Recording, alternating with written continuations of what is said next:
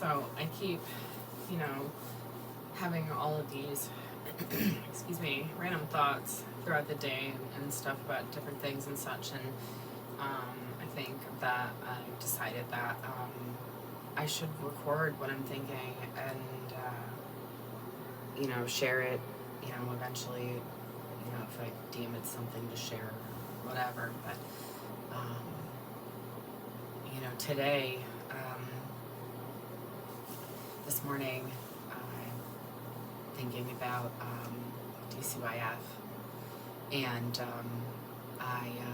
yesterday I got a packet in the mail from DCYF, and I knew it was the whole 23 pages that they provided to me as my record from being in custody for about 5 years. And it was kind of like a joke, like there's no way that 23 pages is my entire record from all the different placements and whatevers. And so anyways, they also had told me that I would be receiving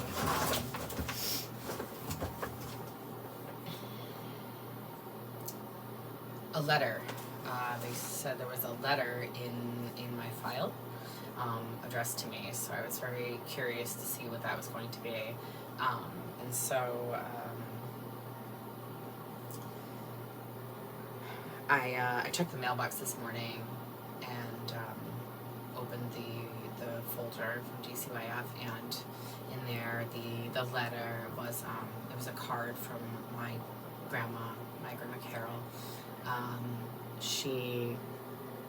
She sends cards for everything, which it's cute.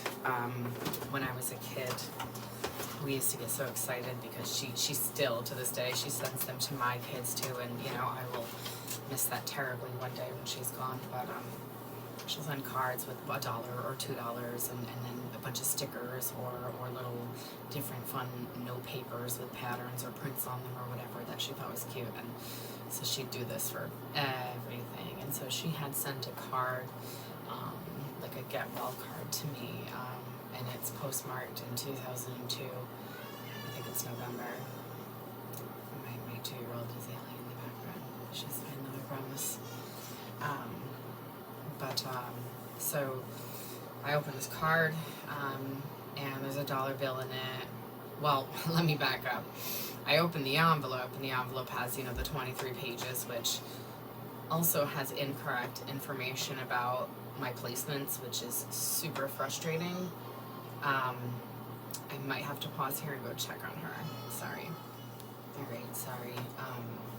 So I was saying how I opened the envelope and had the papers from DCYF and then this letter card that was found in my file, in my record, and it was a card from my grandma, and it had already been opened and taped shut. So I don't know who opened it, and it was addressed to me. You know, I don't know why somebody opened it. And then it's been, you know, there's a whole $1 inside of it, so I'm not crying about the money, but it's like the point, like that card has been withheld from me for 21 years. Why? 21 years that card from my grandmother was sitting in my record that somebody else opened and then taped shut. So I don't anticipate I'm going to get anywhere with DCYF. You know, and I know that the people that I'm communicating with, I know that their hands are tied, but I need direction on where to go next, because 23 pages doesn't cut it. And in addition to, I was saying in the other segment of this, I was saying that page provided to me that listed all of my placements and the dates of my placements. And I wish I had it right here in front of me, but I said it somewhere else. So anyways, it has me listed as, you know, it's pretty accurate, but it has me listed as living with relatives from, I think it said May, excuse me, May of 2005, and it says that I was living with them until November of 2005. So this document, whatever provided to me from DCYF, has me listed as living with relatives at the same time that I was actually living at Spring Street in the IRE transitional program, and it's where Dylan also rented an apartment building and where he abused me. And so after I moved out of that apartment, I did stay. I'm fairly certain that that was the point where I did stay with I don't know. There was a point where I was with relatives, and I can't remember if it was either when I was trying to get out of that apartment on Spring Street, and it was with my mom. It was my mom that I stayed with, and it was like 30 days. It was like and there's notes back in my past therapy and stuff in it, and it says that she had given me like a maximum of 30 days to stay there. So anyway, so I either stayed with her for the 30 days. I can't remember if it was after that apartment on Spring Street, or if it was after.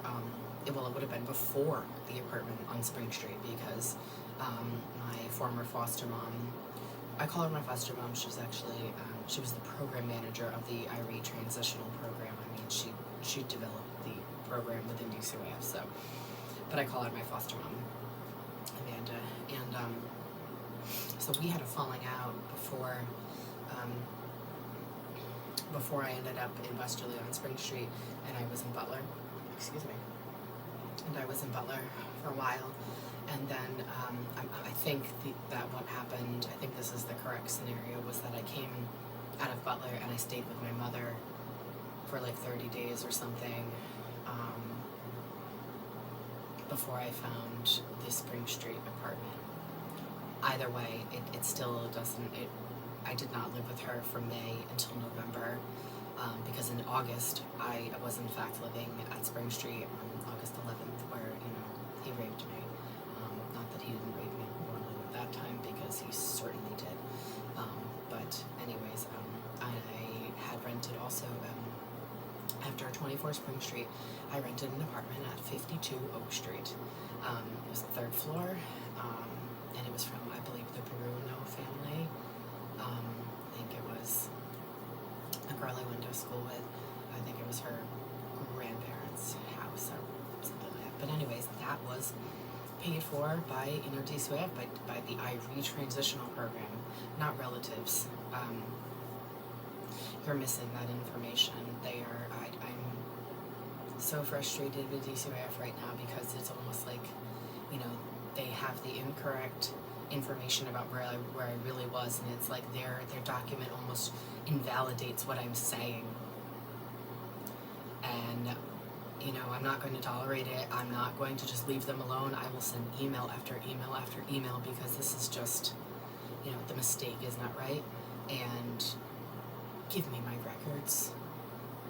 This is, you know, it's papers about me. It's documents about me and my life and all the different shelters and the group home and the, you know, therapy and from St. Mary's School. And, you know, there's so much that I don't even know how much information, you know, how many papers they have on me. And I can't know. Here I am, 38 years old, and I can't have the papers and information from when I was a child in custody. It is mind-boggling to me. You know, I can request medical records from anywhere. I can request my therapy notes. You know, I can request, you know, the typical stuff. But if you were a child in DCYF custody, you can't request your information. In Rhode Island, in the state of Rhode Island, they will provide to you your medical and educational backgrounds, and then, like she did for me, the woman provided me a list of my placements. It was not anything about my placements or, you know, anything that would have been about me from the time period that I was in custody. So yeah, go ahead and try to, if you're in Rhode Island, go try to request the records. You won't get it. And I'm so frustrated, and that it should change. That policy is absolutely ridiculous. I'm almost 40. Give me my records about my childhood. What? This is like, you know, DCYF gets itself in trouble all the time. Like, why won't you give me my record? What is the problem? The truth of my childhood is in there, and, you know, of the events, of things that happened to me and that time period, and I should be allowed to have it. You know, I'm at a point in my life now where I'm trying to make sense of everything. You know, I have collected my records from everywhere else. Everywhere else I have my records from all my hospitalizations, psychiatric hospitalizations. I have, you know, all my therapy notes from my therapist. I have both hospitals, actually, 2 hospitals I was at. I have all of it, though. You know, I've got police records, I've got all these things, but DCYF won't give me the paperwork about my life, about some of the most difficult times of my life.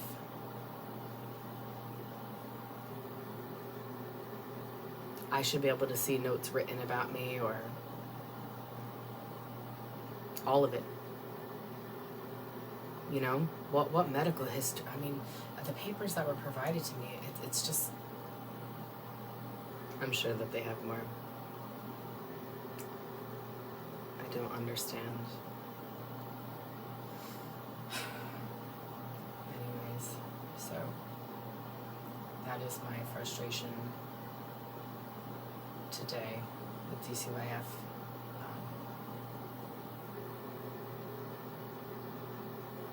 Just give me my records. They're mine. It's my life. Papers are about me. It's like, you know, it's like this feeling too, I think, about DCYF, and I'm going to end after I talk about this because it's going to get too long here, but, you know, this brings me to the feelings that I have with the current Westerly Town Council, and, you know, this investigation that they're doing and into the leak of my info, and it's all an executive session. And then, you know, it's like hardly even, it's not even listed as something for executive session. It's just disappeared. Excuse me. It's just disappeared at this point. But you know, even if they are talking about it, it's like they're talking about me, and I can't know anything because it's an executive session. And there's no litigation. There's nothing. Dylan's attorney sent like a "please stop talking about this in public" letter to the town council, which is cute, but I'm not going to shut up. And requested that, you know, his letter requested that it not be discussed or whatever, but, you know, sorry, I'm not going to stop. You should try to, like, you know, sue me or something so we can go to court. That's why Dylan won't come after me right now. Because if he does, he knows we go to court, we go to trial. You know, and I don't even know, too, you know, I know that Dylan said he was initially going to recuse, but I'll bet you he's sitting through these executive session meetings too. which is just entirely unethical if he is, because it's about him raping me. So hopefully he really is recusing. But this whole town is unethical, and like everything is just unethical. But the problem with something being unethical is that it's not illegal, or, you know, it's like we say something is unethical. So if something is considered to be unethical, it's something wrong, something not right. There's something, you know. So if it's unethical, it's wrong. So if it's wrong, it should be a crime, something you can be held accountable for, or whatever the circumstance. But yet, there's no, these things are not illegal. They're wrong. We know they're wrong. They should be punishable, but they're not. So we just, continue saying this is unethical, that's unethical. Like, when do we change things about ethics and fix things and policies and laws so that, you know, unethical things are punishable? Because the amount of unethical crap that I have been through in the past year plus now is just mind-boggling. But I need to stop here. So I'll come back with more thoughts another time. Oh, and silence changes nothing. Share your stories, use your voice. To be silent is to be compliant. And if you're ready, you know, speak up.